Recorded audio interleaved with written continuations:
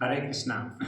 तो आइए देखते हैं कैसे भगवत गीता से आप जो भी अध्ययन कर पाते हैं, चाहे आप इसको अच्छे से समझ नहीं पा रहे पर आप अगर इसके बारे में सुन रहे हैं तो कैसे ये आपको बेनिफिट करता है, या तो इस जीवन में या आगे के जीवन में। मैं आपको दो शॉर्ट स्टोरी बताने वाला हूँ। पहला स्टोरी आपने गजेंद्र के बारे में सुना होगा, जो कि अपने पुराने जन्म में इंद्रद्युम्न नाम के बहुत बड़े राजा थे और एक भक्त थे। तो उन्होंने बहुत ही शास्त्रों का अध्ययन किया और उनका जो मंत्र थे उनका रिसाइटेशन उनको रिसाइट किया। तो अगले जन्म में वो किसी कारण से हाथी बने, बहुत ही बलशाली हाथी। पर जब उनको मगरमच्छ ने उनका पैर पकड़ा तो उनका पूरा भौतिक जो ऐश्वर्य है और उनका जो बल था वो उनको मदद नहीं कर पाया। कोई भी उनकी मदद नहीं कर पाया।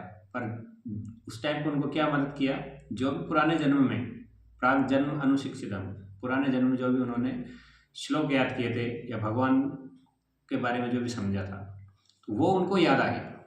तो ऐसे ही हमको ये भगवत गीता कभी भी हमारे मुश्किल समय में या एटलीस्ट मृत्यु के समय हमको ये भगवान याद दिलाएंगे और उससे हमारा फ्यूचर बहुत ही ब्राइट रहेगा।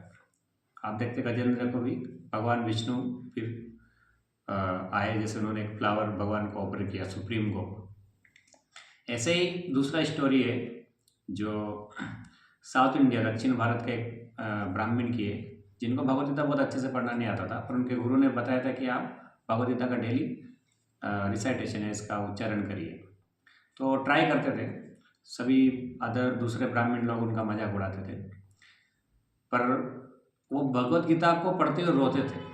तो चैतन्य महाप्रभु जो जब दक्षिण भारत की यात्रा पे गए तो उन्होंने देखा कि ब्राह्मण गीता पढ़ते हुए रो क्यों रहा है, इनका सब मजाक उड़ाते हैं, ये इलिटरेट इसको बताते हैं।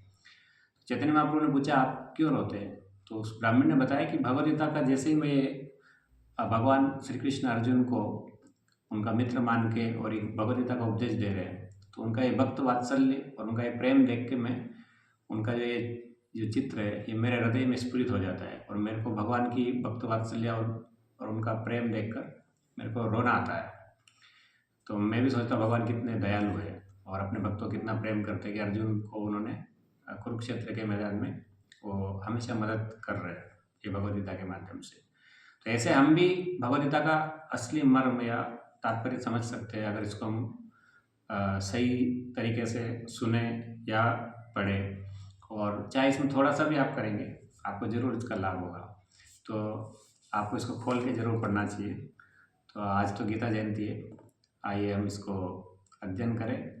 और इसमें 700 श्लोक, एटलीस्ट एक श्लोक आपको याद होना चाहिए या एक पेज आपको इसको, या 18 अध्याय एक अध्याय आप पढ़िए और धीरे धीरे आप पूरा इसको कर सकते हैं। और अगर आपको नहीं समझ में आ रहा तो जो पढ़ते हैं उनसे आप संपर्क कर सकते हैं या सुन सकते हैं।